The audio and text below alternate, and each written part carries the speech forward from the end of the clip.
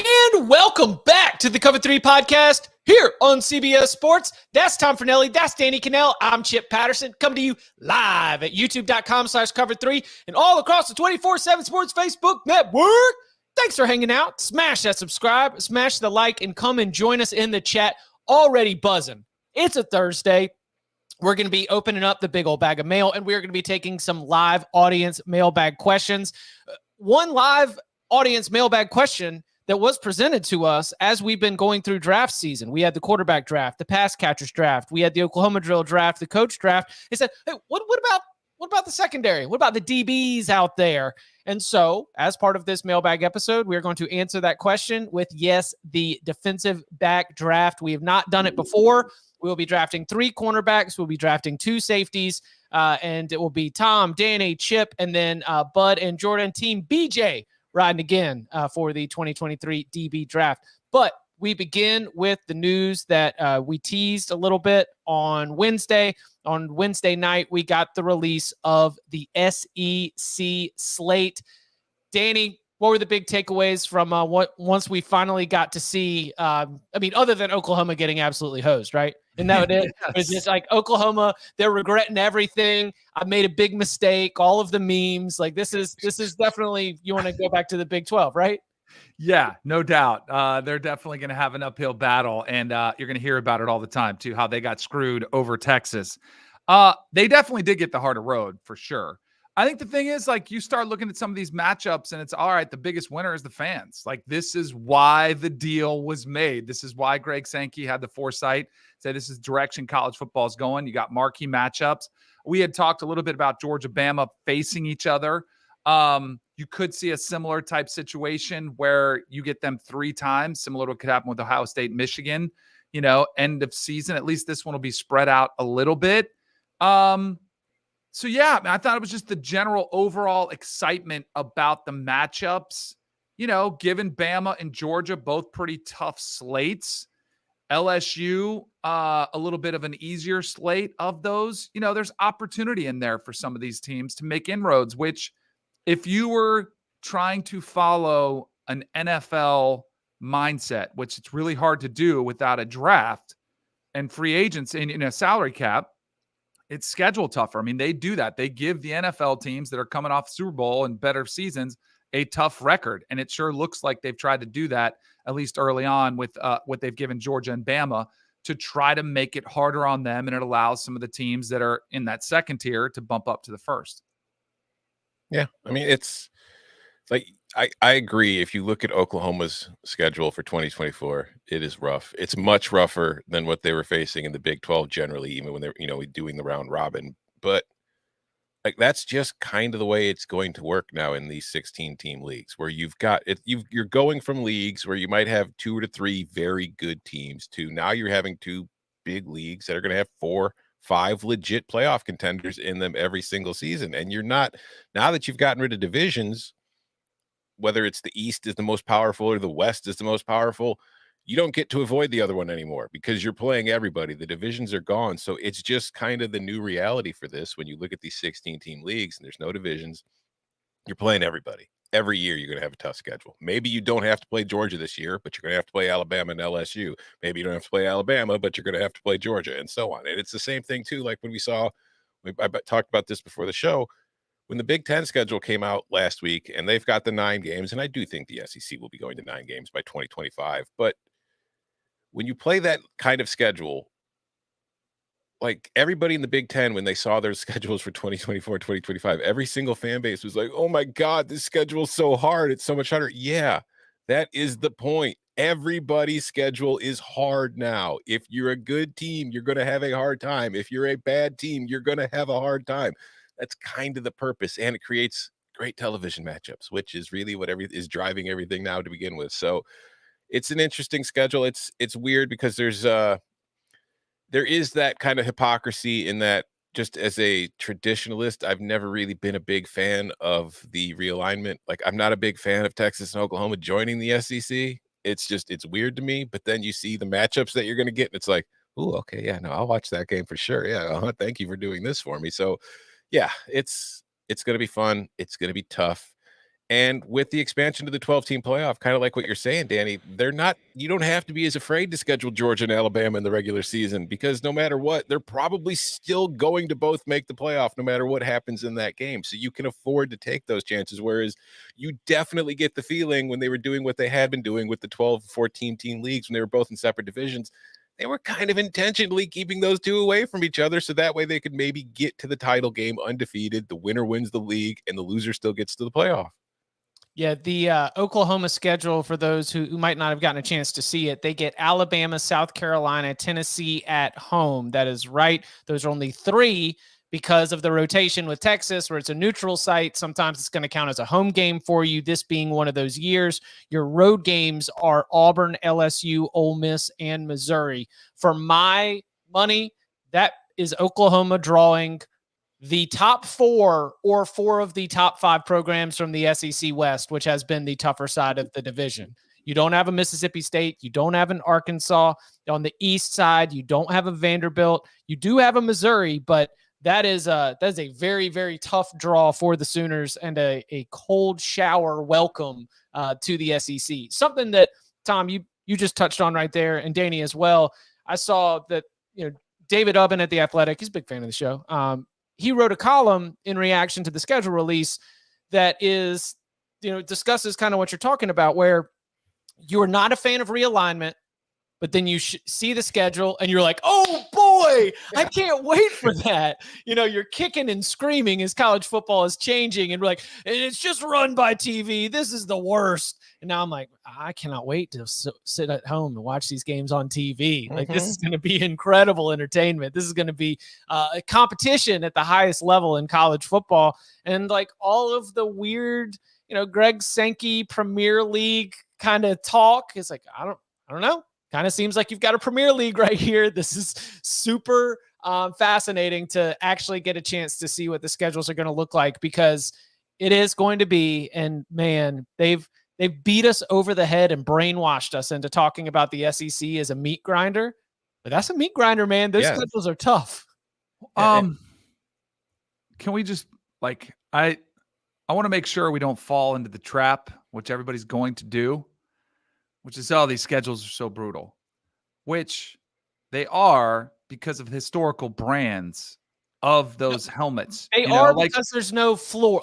There isn't that low floor. In most conferences, you can look at as many as 4 teams and be like, that's a week off. That is a week where we at least can feel as though, if you show up with your B- game, you're still going to go and win.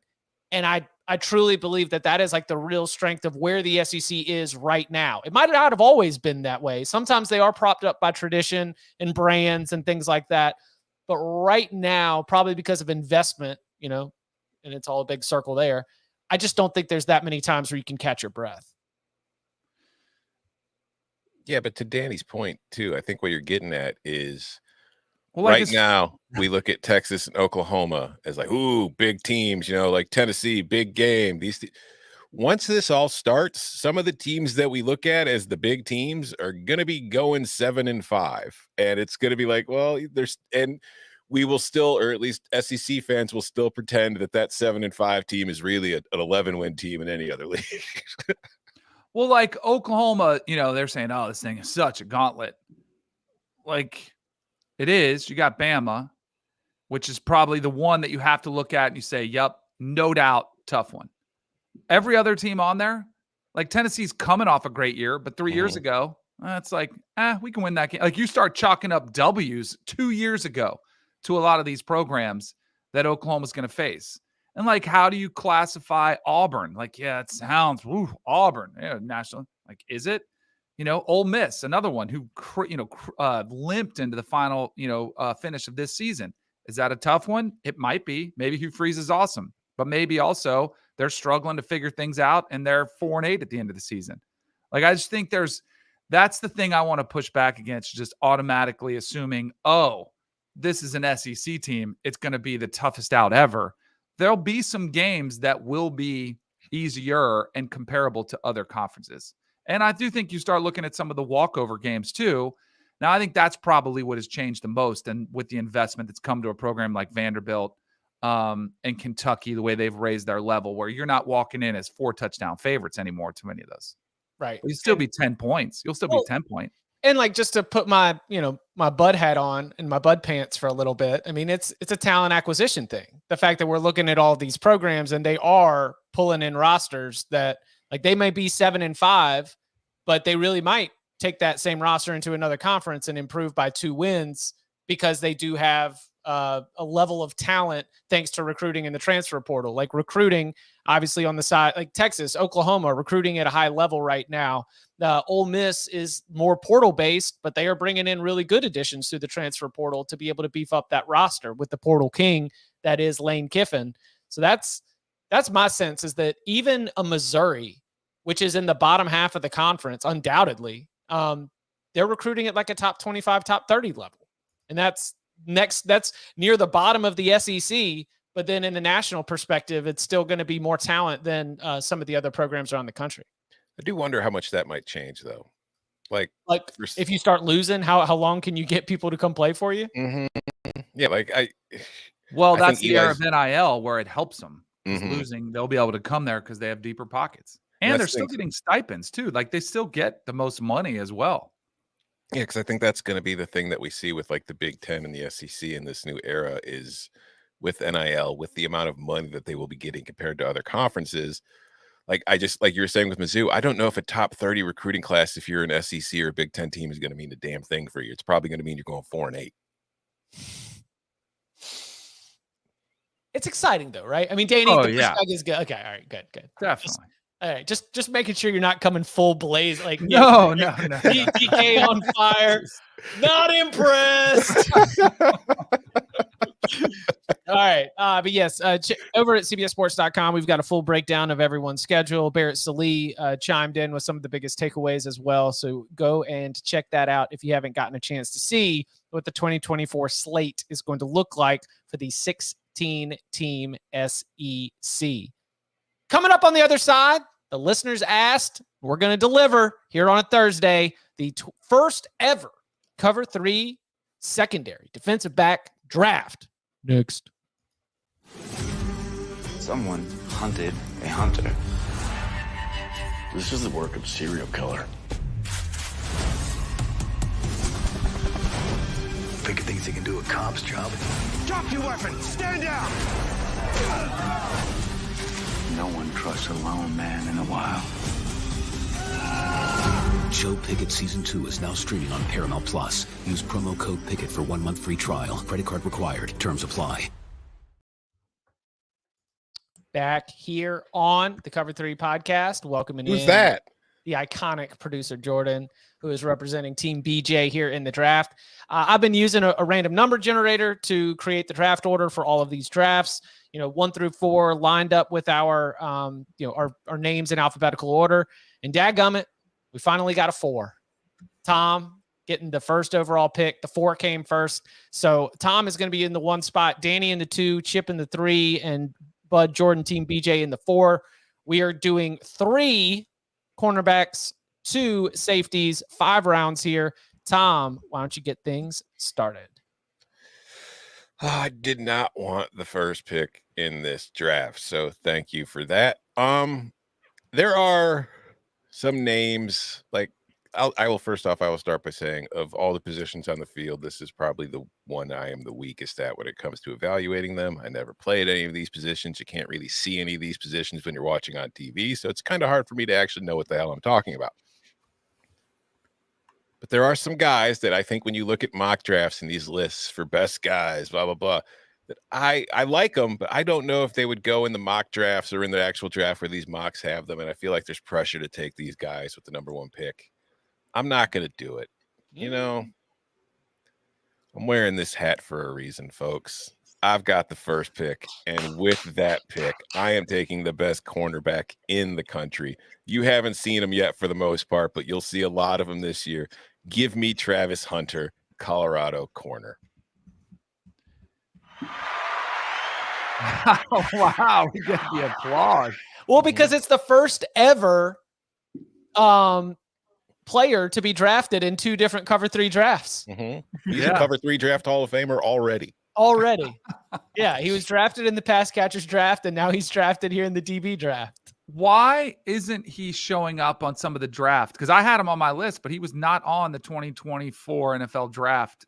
Isn't he draft eligible? Is he eligible? No, I think he's got to play to stay. Oh, another I thought year. he went 2 years to Jackson State. He's just a sophomore. Oh, last year was his first year. Got you. That explains it. Because I had him up there as well. It's going to be interesting to see if the production's there. Because I don't think Colorado's going to be very good. So what type of year does he have? Does he get much attention? I like the pick. But I'm also thrilled that you left this guy on the board for me. And thank you for not giving me a corner slot, either the first or fourth pick, because I hate going back to back. I like a little time to breathe. I like to be able to survey the landscape. But I'm going to go ahead and take the best defensive back available on the board with experience. Give me Kool-Aid McKinstry. I was looking at some of the trends of what I like or what I think is hard to throw against. And I've always been a fan of guys that are taller, lankier, 6'1", 188. I think he's the best cover guy in this class of all the defensive backs. So give me Kool-Aid McKinstry. I will go to Kool-Aid McKinstry's done the full cycle of as a recruit. Oh, his name's Kool-Aid. Right. Then all of a sudden he shows up at Alabama and he's playing as a freshman, like sort of rotating in as that third corner. He's making huge plays. Then all of a sudden he steps up that now he's one of the top corners and he's, just lights out, just smothers wide receivers, comes up with big play after big play. And now you're like, okay, he's an alpha. He is an alpha at the position in the sport. That definitely makes sense to me. You don't go through life calling yourself Kool-Aid if you're scared of anything. You know what I mean? Right. It's like, there's definitely a Sauce Gardner aspect to him. Yes. And Sauce has been awesome. Right. Yes. Exactly. Lived up to every bit of it. And I expect that McKinstry will as well. I've got a couple corners that I would like to be able to get out of these next couple picks. I'm really trying to game theory what Jordan's going to do here. I'm going to start with sort of the high level, and I'm going to go with the number 5 or number 6 player from the transfer portal in this past cycle. One of the top corners available. He will be suiting up for the Seminoles. Give me Fentrell Cypress II. Good pick. One of the top rated transfer portal players, right? Mm-hmm. Yep. 1 or 2. I like Jordan even puts the second on there. Yeah. We don't want to get confused and think that you took Fentrell Cypress the first. Exactly. All right. Well, Team BJ. There, Jordan, by the way. Good to see your migraine is gone. Mm-hmm. Yes. Yeah. Flu game is over. You guys get me at 100% now. And Team BJ, we are going to draft an All-American here. We're going to go Kalen Bullock. First safety off the board. Safety. Yeah. Dang. From USC. I didn't think he'd be available, but there was a small hope. Well, because Pac-12's gotten shunned. Yeah. And they had a lot. We had obviously quarterbacks. I had a lot of them. And then I think there was some pass catchers that got in there. But Pac-12 the first round is the Pac-12. Yeah. We love the Pac-12 on this show. Don't let anybody tell you different. And with our back-to-back pick, we're going to go with Kalen King, cornerback from Penn State. I thought he might sneak back to me in the second round. No way. At the corner? I mean, you guys don't pay attention to Big Ten football. You guys are focused on your ACC and your SEC. Listen, Kalen King is, and there are a lot of names on my board that are in this position where you are opposite of a lockdown corner, which means you got a lot of balls thrown your way. And if you were good in that position with that responsibility, you impressed a lot of people. And now that other corner is gone, Joey Porter Jr. obviously being the example for Penn State, now everyone's looking to you. And that's very similar to where I'm going, because I spent multiple, I'm not going to say hours, that's a lie, but I spent days, weeks, years of minutes watching high school basketball highlights of Iowa cornerback Cooper DeJean. This dude is ridiculous. 4-sport athlete out of Odebolt, Iowa. This guy was running track. This guy was playing basketball. He is ridiculous. He was the MVP of their bowl win. I look at him and, he was opposite of Riley Moss, right? So that was another situation where he got a lot of action because he was playing on the opposite side of one of the best cornerbacks in the entire country. I really like, shocker, Phil Parker's got another stud at corner that's ready to step up. I think plays everywhere too. Yeah, I think the athlete that is Cooper DeJean is my guy. It's a great pick. Yeah, like they put him on the outside, they put him in the slot. He kind of plays safety sometimes. He's a little bit of everything. It's a good pick. All right, Danny, back to you. All right. I'm going to go with a guy that I had out there as one of my top safeties available. We've seen a lot of dudes off this team. Give me Malachi Starks for the Georgia Bulldogs as my top safety choice, who as a true freshman played a ton, had a massive year. I think it's only going to get better. I think Georgia's defense is going to be, once again, pretty stacked. SEC Danny. SEC Danny. SEC Danny. All right, now he's just baiting me to go all ACC the next 3 picks. Ooh, okay.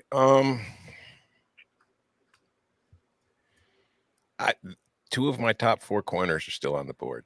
I wasn't planning on going 3 corners to start, but I just feel like value-wise, I kind of have to here. Give me Will Johnson from Michigan with my second pick at corner. Stud freshman. Just that dude is going to be really freaking good. And then gonna move to a Michigan rival that they don't play every year, but they play quite often. Give me Ben Morrison from Notre Dame, another stud young corner. Like I've got between Travis Hunter, Will Johnson, and Ben Morrison, my corners are locked down for the next few years. Good luck passing on my team. Multiple years locked down. Also, Tom has closed out the corners. Yeah. Moving to the back of the defense for the rest of it. All right, I don't need safeties with these 3 corners. There's nobody's getting past these guys. All right, Danny, back to you. All right, let me go for another corner. I'll go Denzel Burke, Ohio State. Give me some Big Ten love. Another 6'1", 190, tall frame, outside, long, lanky. Can go against those tall wide receivers. Got a type. You like? I do. Yeah, I like Parcells like to see the big wrists and the big ankles. I like long, lanky corners that are rangy. You got the long arms. Knock those balls down. Especially in college, because like to get the ball over them, you require a very accurate thrower of the football, and there just aren't that many of those guys at the college level. Yep, 100%. Okay, I've got 2 corners on the board right now, so I think it's time. I think it's time to go ahead and snatch up my first safety. I'm going to go. This guy led his team in tackles. Had more tackles for loss than anybody else in the secondary. You do not go from being a 3-star recruit out of Peachtree, Georgia, and wind up in Salt Lake City unless you've got some nasty to you. Cole Bishop is not afraid to get down in the box, and I like that tenacity. So give me Cole Bishop from Utah. I thought he might go overlooked.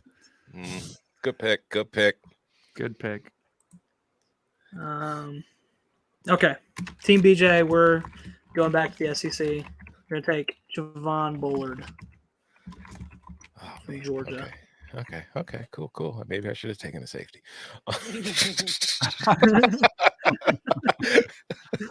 Damn it. And then with the second pick, let's see. There's some funny comments. We're going to go Tyler Newbin. That's a good pick. Wow, look at a Minnesota corner getting drafted. Didn't see that coming from Team BJ. No. Full of surprises. All right. So I think I'm going to go ahead and lock up my other safety because we've got an elite safety. And sometimes I am able to judge how good you are or how important you are to what happens when you are gone. And boy, things fell apart for the Arkansas pass defense when Jalen Catalon was out with an injury. He is no longer in Fayetteville. He is in Austin, where he's expected to be an instant impact contributor for the Longhorns. Give me Jalen Catalon, safety from Texas. Go pick, go pick, go pick.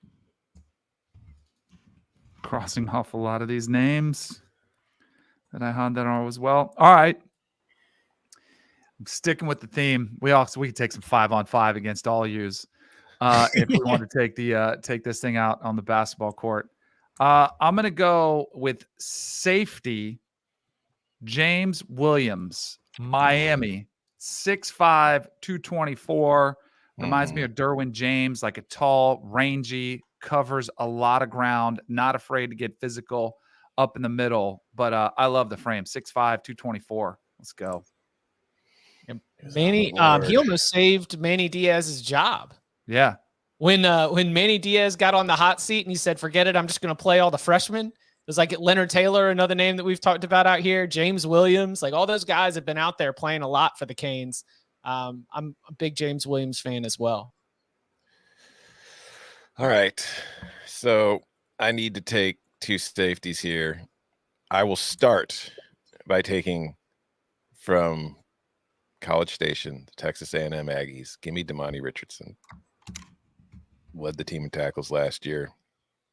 He's going to be able to clean up anything that dares to squeeze through my three corners up top. Now, who do I want as my second safety? Do I want to give consideration to like fit and what I'm going to have them do? There's a lot of good safeties left. Yeah, I know. I'm staring at three on my board. Give me Cam Kinchins, Miami. Two Miami picks. Yeah. I'm not going to say who else I was considering. We're closed out. All the safeties. Are we done on safeties? Yeah. My other safeties left on my board are Michigan's Rod Moore and Clemson's Andrew Makuba. Yeah, I had Makuba as well. All right. I need another corner. Give me Josh Newton, TCU. I need some volume. I need somebody who plays in a conference where they're going to be throwing at them. We know their offense is going to put up points. So I think there's opportunity there. And great nugget here. Travius Hodges-Tomlinson won the Jim Thorpe Award last year as the best defensive back in college football. He wasn't even the highest graded corner on his own team. That went to Josh Newton. So give me him on the outside for me. All right, I've got two corners. I've got two safeties. Got a really difficult decision here. I got to say, there is one corner still on the board who I'm very surprised is still on the board. It's Kamari Lassiter. Is it another Georgia player? I'm not saying it is until the draft's over. Yeah. I think I got to get. I'm just going to go ahead and go Kamari Lassiter from Georgia as my final corner. That's fine. Yep. Oh, I think I know. All right. To close out the secondary draft, Team BJ takes Dwight McLaughlin. All right, so this is, all right, we'll review real quick, especially for those listening at home. Tom, in the Cover 3 DB draft, has Travis Hunter, corner out of Colorado, Will Johnson, corner out of Michigan, Ben Morrison, corner out of Notre Dame. A lot of youth there, as he mentioned. Damani Richardson, safety out of Texas A&M. Cam Kinchins, safety out of Miami. Danny, from the 2 spot, has Kool-Aid McKinstry, corner from Alabama. Malachi Stark, safety from Georgia. Denzel Burke, corner from Ohio State. James Williams, safety from Miami. Josh Newton, corner from TCU. From the 3 spot, I got Fentrell Cypress, corner from Florida State. Cooper DeJean, corner from Iowa. Cole Bishop, safety from Utah. Jalen Catalon, safety from Texas. Kamari Lassiter, cornerback from Georgia. And then Team BJ as Kalen Bullock, safety out of USC. Kalen King, corner out of Penn State. Javon Bullard, corner out of Georgia. Tyler Nubin, safety out of Minnesota. Dwight McGothern, corner out of Arkansas. And I'll go, Tom, can I ask, because is it Quinyon Mitchell? Nope. Okay, because Quinyon Mitchell had 4 interceptions with 2 pick sixes in a single game last season. Mm-hmm. He's also very good, but I mean, it's just that led to high statistics and a lot of accolades at the end of the year. Who are you thinking of? He played for a team that had a lot of talent. You saw plenty of guys go in the NFL draft, but it was just kind of overlooked because they weren't as good as you're typically seeing them be. Jason Marshall, the corner at Florida, is a very good player who I was surprised did not get taken in this draft. But overall, I mean, there's really not anybody I'm looking at here. It's like, oh, why'd you take that guy? I think, honestly, these are 4 very solid teams. Yeah. Chat, let us know who you think ended up with the best haul here. Sorry, Danny. I was going to say I was surprised. I thought maybe somebody would snatch up Cormani McLean, Colorado, go for the DBU with Dion there being at the head. They're expecting him to play a lot. I was surprised he didn't go. Andrew Makuba was on my list as well. Mm-hmm. Davison Igbinison at Ohio State is a good one. I was kind of disappointed, Jordan, after you guys started with Kalen and Caitlin. I was hoping you would keep going with like Kalen's, Jalen's, Dalen's, anybody with I had Sage Ryan, LSU on my list. No LSU here. That was surprising. I had Greg Brooks on my list from LSU, but just Rod Moore from Michigan. It's another one of those, you all of a sudden start to put these together, and man, the Michigan defense looking pretty stout once again. I would not have hated a Rod Moore selection. Any other ones? I mean, Tony Grimes, talent wise, like, will he be able to? I wasn't too much of that already. Yeah, I had him on my board. I was not planning to draft him, but just from talent wise, it was like, oh man, I don't know if he figures it out. Malachi Moore's played a lot of ball. Mm-hmm. I think I've just come to accept him as good, instead of just being drawn to it like a shiny new object. I'm probably underrating Malachi Moore just because he's been there. I've heard Gary Danielson mention Malachi Moore's name like 1,000 times. So he was on the board. Yeah, he's definitely quality right there. All right. So you want to do it again next year? You like the DB draft? Yeah. All right, sweet. Definitely. We'll do that. Especially if it looks good in here. If it looks better than my quarterback draft, yeah, I'm all for it. Right, so the good news, Danny, is next year when we look back, we're not going to look back at the 2022 quarterback draft. Right, exactly. Yes. We could, but we won't. Yeah, I mean, that's just me. We're just not going to do that. Hey, they still come back to the Ryan Leaf, Peyton Manning draft a lot. They use that one. Mm-hmm. So that might be what people remember me by too. Remember when the Blazers took Sam Bowie instead of Michael Jordan? See, that's another one. That was taking Devin Leary. Yes. First round. Oh, man. And following it with Tyler Van Dyke. All right. Who are some of the, quote, good dudes in college football? We'll try to answer that question and others next. We're going to see some really fast boats. Up you go, Ben. Come on, mate. Up you go. Start time, all right? I think we're going to space on the other side of him, right? Settle. Oh, you did it. Hey, here we go. That was sick. Back here on the Cover 3 podcast. Thanks again to everybody who is submitting questions live or going and give us a 5-star review. And in that review, you put your mailbag question. This one has popped up a lot. Brett has asked it. Others have asked it as well. Quote, who are some of the good dudes in college football? I don't know any. They're all terrible human beings. I'll say this. And I think we all are guilty of this. We talk about these players all the time. We draft them. We evaluate them. We rip some of them. We make jokes about some of them. For the most part, whenever I get the chance to sit down with them or in person or get them on a radio show or get to interview them, they always blow me away. All of them, of how impressive they are once you meet them. Now, I'm going to give you a good dude, and I'm biased, but Jordan Travis is one of the best dudes that's out there. I know he's a Florida State guy, but I have got to know him a little bit. he's the real deal. Like just He a blew really you off at the genuine- national championship game. Not a good dude. No, I'm just kidding. Yeah, right. That is true. We were supposed to try to interview him. But we'll get that. We'll make up for that. He's a good dude. The other one, and I think early in the year last year when he was starting to get some traction, he hopped on was Drake May. Another one, ACC quarterback, because we are better guys in the ACC because it's more than just football. It just means more academically in the ACC. No, but seriously, Drake May was awesome. Like humble, just a good kid. I'd say almost like the better conversation is who aren't the good dudes. Like who are the dirt bags of college football? Well, I was going to say that it's almost like the like trust no one ominous warning, before the very, very end, where it's like, I don't know. I tend to think that a lot of college football coaches would harvest my organs for a national championship.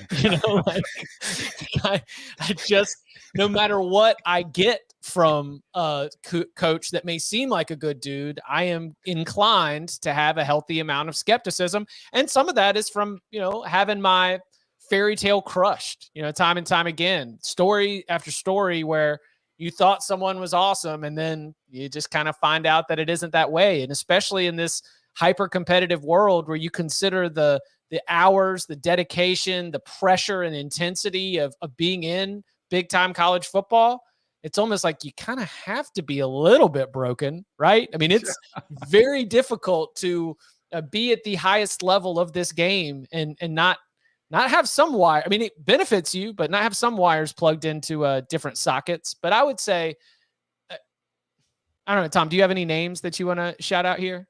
I went players, by the way, too. I was thinking players, but you guys, coaches are included too. I mean, I'm kind of with you, Chip. Like I haven't met anybody who I would consider to be an a-hole or anything. Like everybody generally like social whatever interactions that I've had with coaches or players have typically all been pretty good. I don't do a radio show though, where I have a bunch of them as guests, so I can't really say. Maybe some of these kids are pain in the butt to get on the air, and once they're on, they're just giving you 2-word answers, and you kind of get on that. But I don't know anybody that I consider a bad dude. I think everybody that I've interacted with has typically been nice, but again, I don't really know any of these people away. But Chip, I will say, your fear that they would harvest your organs for a national title, I would bet that 90% of coaches would be open and honest about that if you asked them. As long as you don't have a mic in their face and you said, would you take all my organs if it meant a national title? They would probably look you in the eye and say, yes, I would. Absolutely. Which I respect. And look, and it can also flip to, because Danny, to your point, like, I don't think that the average college football fan thinks that Pat Narduzzi is nice or has any warmth to him, but I spent like 2 days with that man and he was great. Yeah. We had good talk about ball, about life, about like where he grew up. And he was asking about, what was going on with me. It was a good conversations. So it can work the other way as well, where you might look at somebody on television and be like, oh, they are a certain way. But then behind closed doors, it's an entirely different sort of persona, or at least the way it can be interpreted. Yeah, coaches are no different than players in that when you're on the field, you're different. Like, how many players have you heard? It's like, well, once I stepped on the field, I was a completely different human being than who I was off the field. Coaches aren't really all that different. Like the guy you see on the sideline, probably not who he is when he's just hanging out after the game, So yeah. Oh, go ahead. Oh, I was going to say coaching perspective, having, worked alongside him, interviewed him, spent time with, I go by the guys who trust me. I kind of like them better, right? They give you more access. They trust you. And if a guy doesn't trust me, I'm like, why? Like what? Like, and I get, maybe I have too high of an opinion of myself. Like, why can't you trust me? I'm a pretty good guy. But then I'm like, what are you hiding? Like, why don't you trust me? Like, what's your story? And I think a lot of that is the relationship with the media. So for good guys, I would put Mac Brown up there. I mean, the guy just knows how to make you feel special. He's probably the closest thing to Coach Bowden as far as that one. He'll remember your name. Hey, Chip, how you doing? He'll remember you wore that Carolina, didn't you, back with me and Sally? The first time around, like he will make you feel special. And then I would categorize like the coaches that you could just hang and have a beer and chill and relax. And I would put Luke Fickell up there with any of them. as he's just, and like, he's never like, you can always tell when you do an interview, like if a coach is guarded and he's like careful what he's saying, or if they're just talking. And I always like the coaches that just talk. Mike Elko was one that was just talking. Like, I like those dudes that are just seem like good dudes you grab a beer with. Some of the worst. So I don't like throwing guys under the bus, but I will. And I don't even know if he's a bad dude or not, but he was super high strung, very distrusting, and very protective, was Greg Schiano. And I covered him back the first time around at Rutgers, and super nice to your face. Hey, whatever you guys need, let me know. I was like, all right, can I go watch film? And he's like, yeah, whatever you need. And so he's like, hey, Jason, the SID, he's like, you'll take care of him, right? And he gave him this look. So he goes in there, and I go like get into the players' room where they watch film. And usually what I would like to do is it's all set up on a computer and they have cut-ups of everything. And you, like on my iPad, I can watch coaches' film. Everybody can pretty much if you have access to Huddle. But I like to watch practice, because if you see their game plan, you get a better feel for when you see a formation. You're like, oh, I saw that at practice. So most coaches would let you go in and have open access to the computer system, and you could find it and look at their cut-ups. He was the SID stayed in there with me the whole time and was like, and I was like, so I started watching a game. I was like, do you mind if I watch practice? He's like, no, you're not, just the games. I was like, oh, okay.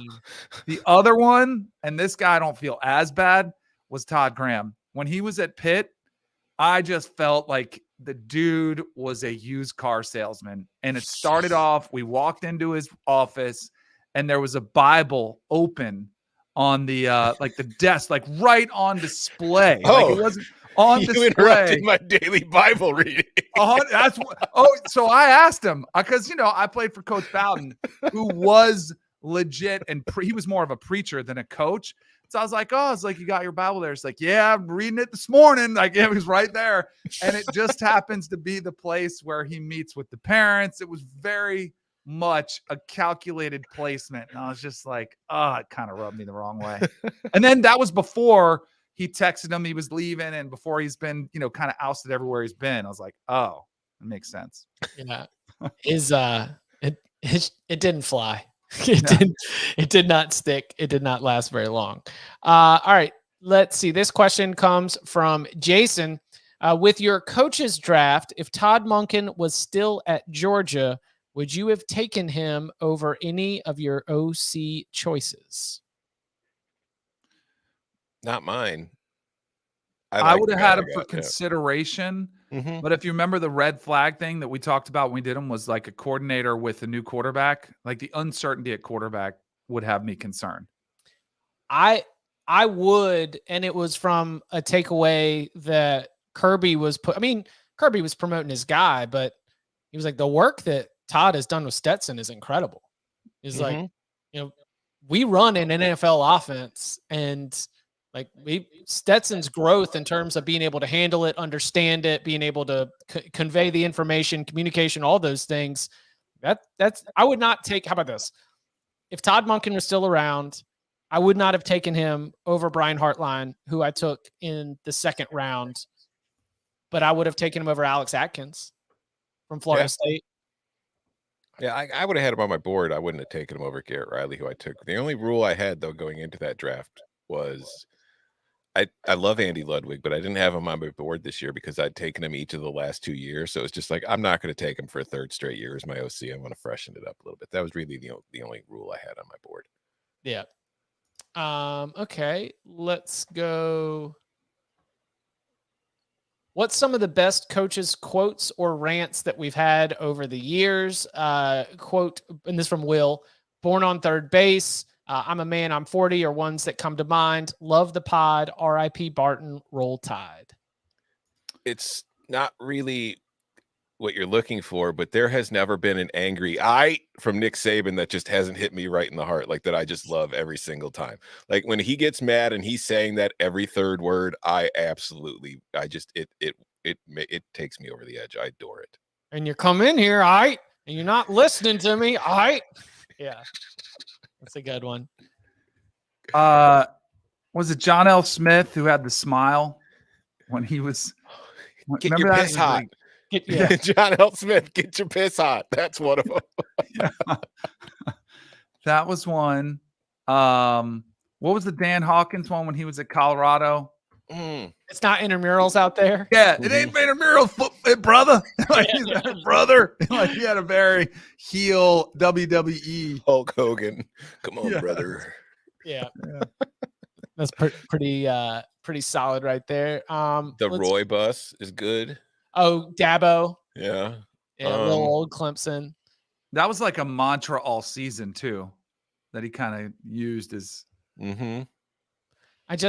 I really think everything changed for Dabo when he actually had to do the pizza party. I think the first time he said that, he didn't think about what the follow through was going to look like. He just thought it'd be something like funny to say to win the moment. He's like, I mean, I'll tell you what, if we win we get to the college football playoff, we win the ACC. I'll tell you what, I'll host a pizza party in Death Valley. Okay. I'll host a pizza party. Then all of a sudden it's like, oh no, we just won the ACC. We're making the college football playoff. It's the number 1 seed. You got to order pizzas. It's got to be on there, but I don't know if it gets enough appreciation. Was Kirby Smart's pregame speech against TCU when the whole thing was like released and he's just MFing everybody and everybody was ready to run through a wall for him. That was pretty epic. Yeah. And I know, and then the Tebow speech, like they put the Tebow speech on a plaque. Yeah. They should definitely put that speech on a plaque and happen outside the stadiums. And what would be hilarious is all the bleeps. Like, do they go first letter underline, like and then have the blanks, or do they put like the symbols? No, in there stars. No. You can't put the symbols in there. Ed Reed's "I'm hurt, dog." Yeah. Oh yeah, that's an epic one. Bo Davis, that we referenced the leaked. Yeah. Speaking of leaked tape on the bus. Dougie in the chat says the Lane Kiffin, get your popcorn ready and toss. Whoops. That is definitely up there as an all-timer. That might be top 3. I mean, have y'all seen that? He's talked about it since then, and he gets on the headset and he like says something to Jeff Lebby, who was his offensive coordinator at the time. He's like, "Hey, I hope this goes well. I think I just like." He seemed to know instantly what he had done. And of course, they went down 28-0. What was the one? What did Saban do to Maria Taylor at halftime? Remember, I'm not going to tell you. So quit asking.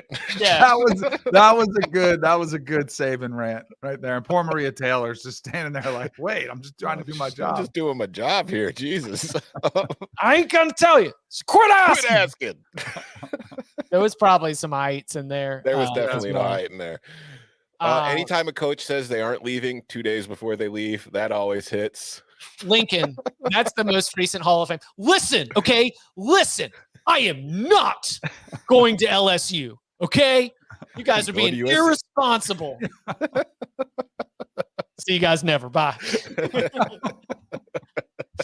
So good.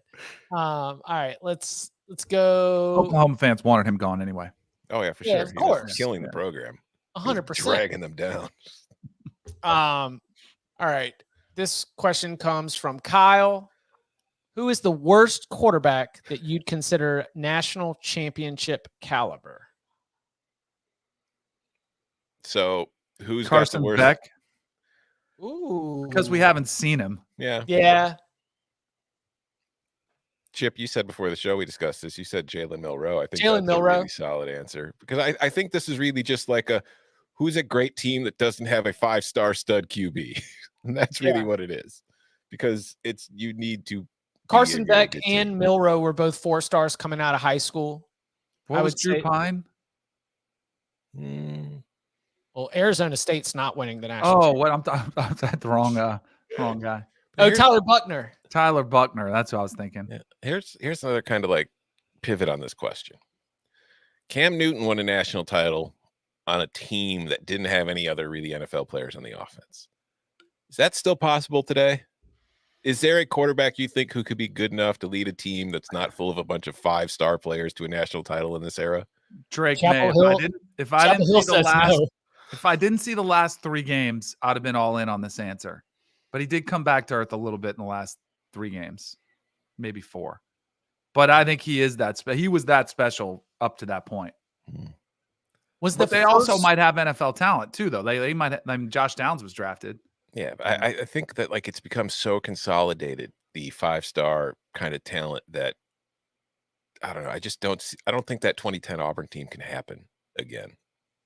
Yeah, and USC, I would say Caleb Williams is that much of an individual talent, but even at USC, which has other NFL players, they still fell short. Mm-hmm. All right, let's go one more. This one has been marinating for nearly a month. We're finally getting to it. You'll find out why. It's from Swerves21. First off, I love the pod. Makes me seem smarter when I'm with my friends and I can blow their minds that Wake Forest, North Carolina was not an ACC conference game. Anyway, sicko pick here. Sorry, Bud's not here. Sorry about that, Swerves.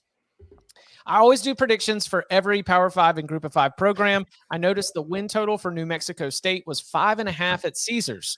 Their schedule starts with UMass, WIU, at Liberty, at New Mexico, at Hawaii, and FIU. That's a combined record in 2022 of 18-44 across those opponents. They also play 13 games instead of 12 and have the FBS newcomers of Jacksonville State and Sam Houston both at home. Is the market short, or am I missing something? Is New Mexico State over 5.5 the lock of the year? That is a great question. That is my favorite question ever. What great research, too. I mean, let's see. Let's go through this game by game. UMass. Win. Dude, we're on record with like being pro Jerry Kill here and like pro New Mexico State upward trajectory. Western Illinois, probably a win. So we've got 2. At Liberty, I'm not going to give it to them. At New Mexico. I'm going to say win. I saw it last year. I'm going to say win. I mean, they could win it, but I think that's Danny texted us, right? We're all in the New Mexico game, and you're like, guys. At Hawaii, you could win that, but that's a tough trip. Yep. At home against FIU should be a win. At home against Sam Houston should be a win, but Sam Houston might be better than you're giving it credit for just because it's new. At UTEP, I'm going to give that a loss. At La Tech, a loss. Middle Tennessee at home, coin flip. At Western Kentucky, loss. At Auburn, loss. Home against Jacksonville State, probably a win. So I wouldn't say it's really the lock of the century, but I definitely see a path, yes. They do have 13 games. That's a great find. Yeah, when you play at Hawaii, you get the extra game. It's huge. Yeah. Not only do you get a trip to win Hawaii. Totals, that's the new cover 3 win total principle. Find the teams with 13 games we're going over. Ignore that the bookmakers probably have factored it into their math. They're not that smart. We are. Not that smart. We found it. We found the loophole in the system. Our thanks to all of you, and Swerves, I'm glad we got to answer your question as well. If you have questions that have been in there, I want to let you know we are able to continue to pull them up, but feel free to hit us up and send us reminders so that we can go and find them along the way. And you can follow him on Twitter at Tom Fernelli. You can follow him at Danny Cannell. You can follow me at Chip_Patterson. Gentlemen, thank you very much. Thank you.